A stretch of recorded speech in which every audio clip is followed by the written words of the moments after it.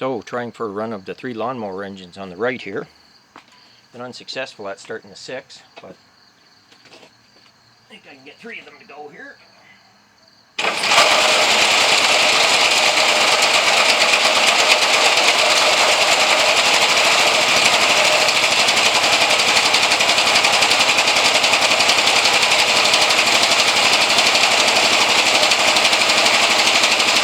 Kind of sounds like a 6-cylinder.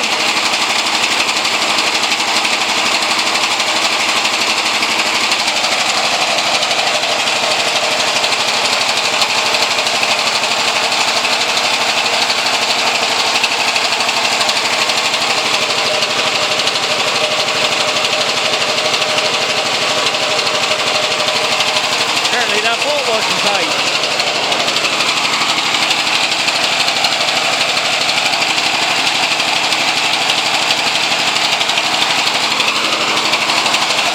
Anyway, we'll set them down here.